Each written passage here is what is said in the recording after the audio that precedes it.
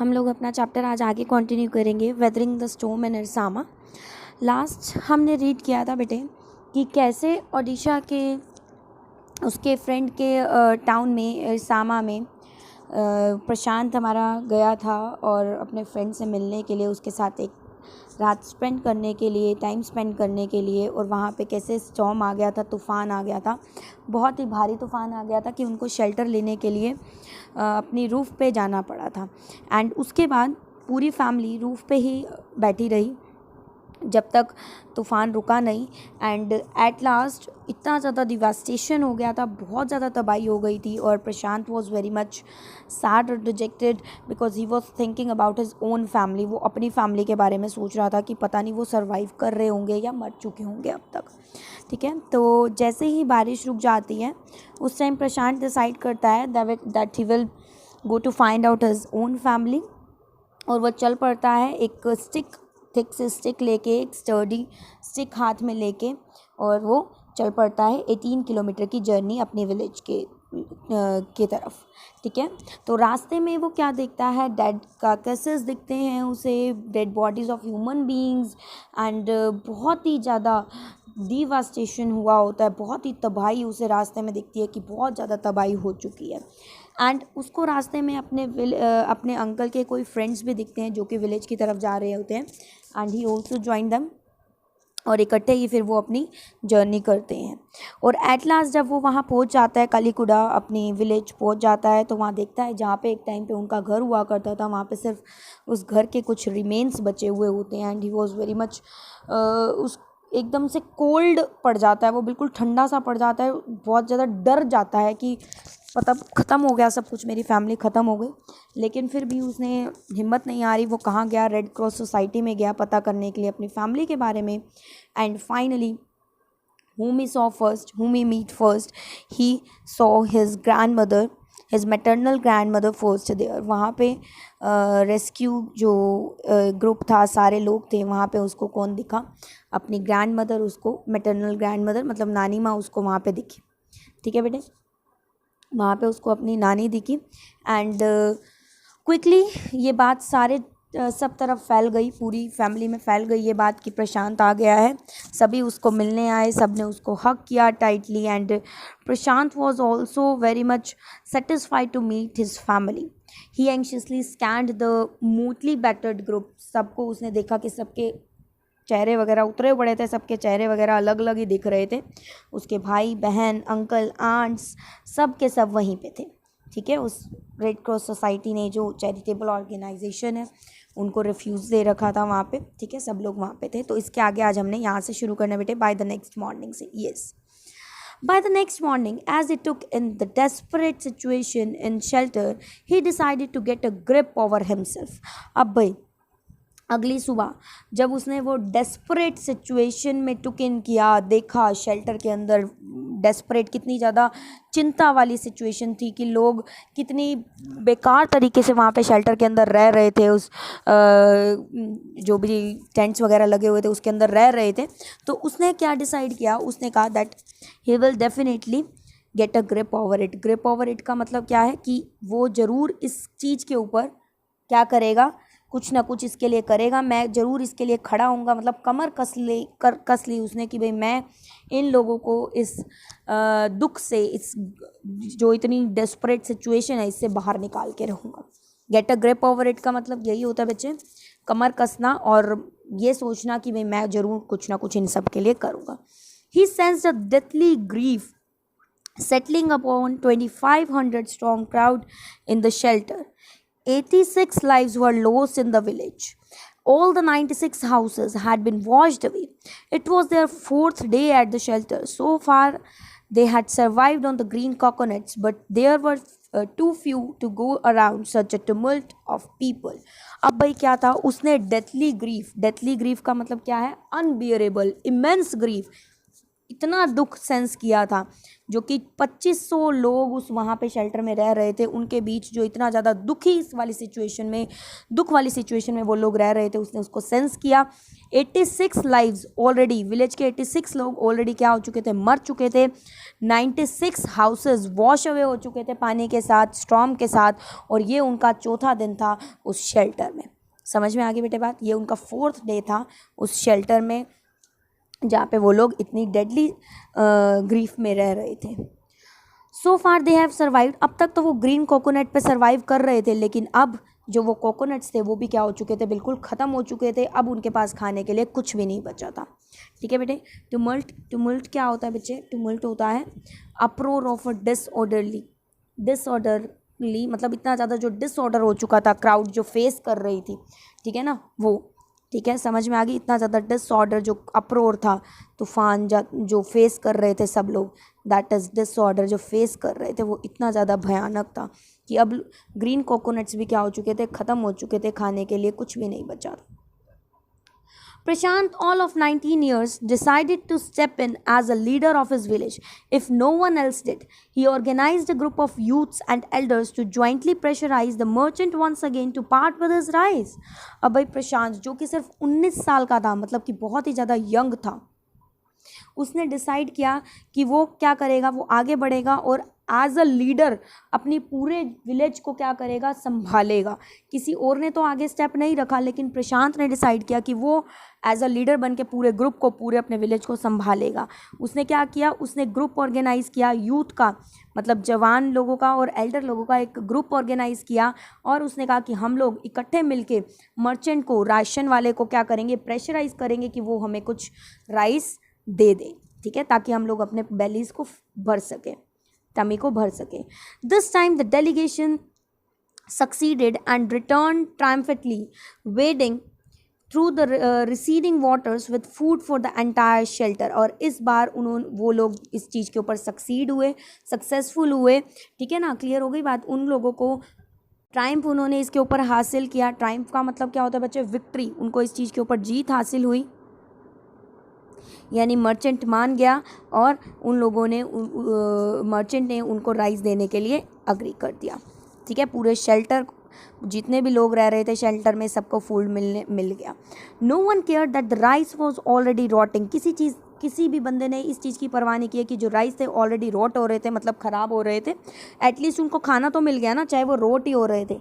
Branches from the fallen trees were gathered to light reluctant and slow fire on which to cook the rice. अब भाई क्या हुआ, उन्होंने क्या किए, ब्रांचेस जो थी फॉलन ट्रीज़ की, उनको इकट्ठा किया और इकट्ठा करके उनको जलाया, ताकि उसके ऊपर वो उस फायर के ऊपर वो राइस को पका सके। लेकिन जो लाइट जली, मतलब कि जो फायर जली, वो बहुत ही ज़्यादा रेलुक्टेंट थी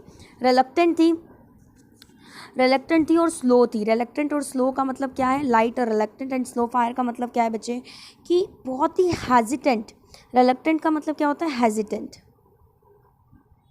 अब वो जो फायर थी वो बहुत ही कम जल रही थी। क्यों कम जल रही थी? और बड़ी बुझी सी हल्की जल रही थी, क्योंकि बारिश की वजह से वो जो लकड़ियाँ थी वो बहुत ज़्यादा वेट हो चुकी थी, गीली हो चुकी थी, जिसकी वजह से उसके अंदर आग लगाना, उसको खाने के पर्पज़ के लिए जलाना बहुत ही मुश्किल हो गया था। वो बहुत ही धीमी जल रही थी। समझ में आ गई बेटे बात? रिलक्टेंट एंड स्लो फायर का मतलब।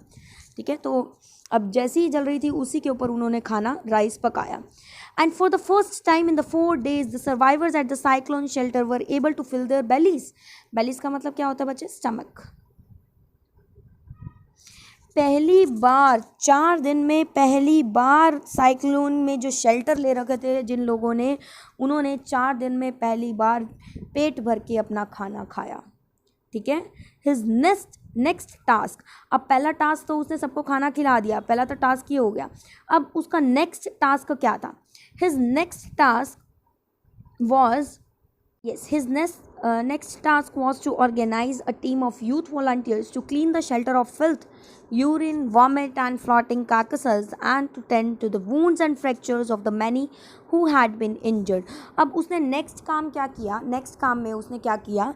वॉलंटियर्स इकट्ठा करे, यूथ वॉलंटियर्स, यंग बच्चे, यंग वॉलंटियर्स इकट्ठा करे। वॉलंटियर्स कौन होते हैं? जो विलिंगली काम करे विदाउट एनी पेमेंट। ठीक है, उसने यंग वॉलंटियर्स इकट्ठे करे और उनको कहा कि हम लोगों ने मिलके क्या करना है, ये जो फिल्थ के शेल्टर्स, मतलब ये जो शेल्टर के अंदर इतना कूड़ा करकट भर गया है, हर जगह यूरिन है लोगों का, वॉमिट्स है, फ्लोटिंग कार्कसेस हैं, मतलब कि ये जो डेड बॉडीज़ दिख रही हैं, डेड बॉडीज़ हैं एनिमल्स की, इनको क्लीन करना है। और उसने क्या किया, जो कि बहुत सारे लोग इंजर्ड हो चुके थे, उनके वूंड को क्या किया, उनके वूंड को भी टेंड किया, ठीक किया, उनको भी क्या किया, उनको भी चोट को, उनकी चोटों को वो किया, भरा, ठीक है, घावों को भरा। तो नेक्स्ट टास्क उसने क्या किया, उसने यंग वॉलंटियर्स का, यूथ वॉलंटियर्स को इकट्ठा किया और उनको कहा कि ये जो शेल्टर में इतनी फिल्थ भर रखी है, गंदगी भर रखी है, यूरिन है हर जगह, वॉमिट्स है, फ्लोटिंग कार्कसेस हैं, उनको क्लीन करने का ठेका उठाया। उन्होंने कहा अब ये करेंगे हम लोग। क्यों किया, क्योंकि बहुत ज़्यादा गंदगी हो चुकी थी हर जगह पे, फिल्थ, यूरिन, वॉमिट्स, तो एक एपिडेमिक स्प्रेड होने का डर था भाई, कि कोई भी बड़ी भयानक बीमारी हो सकती थी इतनी गंदगी में। तो नेक्स्ट काम उसने ये कराया और टेंड किए उनके वूंड्स, जो लोग बहुत ज़्यादा इंजर्ड थे उनके वूंड्स को भी भरा। On the fifth day, a military helicopter flew over the shelter and dropped some food parcels. It then did not return. The youth task force gathered empty utensils from the shelter. Then they deputed the children to lie in the sand left by the water around the shelter with these utensils on their stomachs to communicate to the passing helicopters that they were hungry. अब भाई क्या हुआ, next काम उसने क्या किया, fifth day उसने क्या किया, जो हेलीकॉप्टर्स ऊपर से मिलिट्री के हेलीकॉप्टर्स जा रहे थे, उन्होंने देखा, उन्होंने क्या किया, उन्होंने ड्रॉप्स ये पैकेजेस गिराए, फूड के पैकेजेस नीचे गिराए, ठीक है ना। जैसे आपने देखा होगा रेस्क्यू ऑपरेशन में किया जाता है, जहाँ पे भी फ्लड वगैरह, जहाँ पे भी इतनी बड़ी कोई कैलामिटी हो जाती है, तो वहाँ पे ये रेस्क्यू ऑपरेशन किया जाता है, जहाँ पे ये ऊपर से हेलीकॉप्टर्स कुछ बेसिक चीज़ें प्रोवाइड करते हैं वहाँ के लोगों को, ठीक है। तो यही हुआ, ऊपर से शेल्टर, ऊपर से क्या था, फिफ्थ डे मिलिट्री हेलीकॉप्टर्स जा रहे थे और उन्होंने क्या किया, कुछ फूड के पार्सल्स, पैकेजेस नीचे गिराए और उसके बाद से वो हेलीकॉप्टर्स नहीं आए, उसके बाद से ना ही वो हेलीकॉप्टर्स आए, ना ही उन्होंने फूड नीचे फेंका। द यंग टास्क, इसीलिए नेक्स्ट काम प्रशांत ने क्या किया, उन लोगों ने मिलके क्या किया, बच्चों को क्या कर दिया, बच्चों को लिटा दिया सॉइल के ऊपर, सैंड के ऊपर लिटा दिया इस तरह से। बेटे ये आपको पिक्चर यहाँ नीचे पे गिवन होगी, ये स्टूडेंट्स हियर इट इज़। क्या किया उन्होंने, बच्चों को ऐसे सॉइल पे, सैंड पे लिटा दिया और इनकी टमीज़ के ऊपर, इनके ऊपर क्या रख दिए, खाली यूटेंसिल्स रख दिए, खाली बर्तन रख दिए, ताकि क्या हो, ऊपर से जो भी हेलीकॉप्टर मिलिट्री का गुजरे उनको पता चले कि ये लोग भूखे हैं, इनको खाने की ज़रूरत है, और वो कुछ फूड पैकेजेस ड्रॉप कर जाएँ, ठीक है बेटा। आगे देखते हैं क्या हुआ। The young task force gathered empty utensils from the shelter. उन्होंने क्या किया, empty utensils, बर्तन इकट्ठे किए शेल्टर में से। Then they deputed the children, और बच्चों को सैंड पे लिटा दिया, left by the waters around the shelter, which with these utensils on their stomachs to communicate, ये communicate करने के लिए, ताकि ऊपर से जो हेलीकॉप्टर जा रहे हैं उनको पता चल सके कि ये लोग भूखे हैं और वो खाना ड्रॉप कर जाए।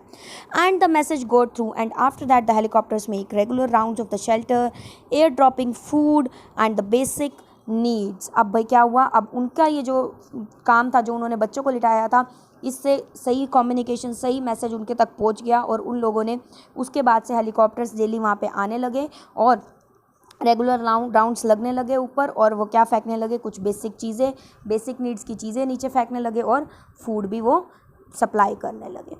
तो आप देख रहे हैं कि प्रशांत ने कितना बड़ा काम किया, कितनी अच्छी चीज़ें उसने अपने विलेज के लोगों के लिए, सब लोगों के लिए की। Prashant found that a large number of children had been orphaned.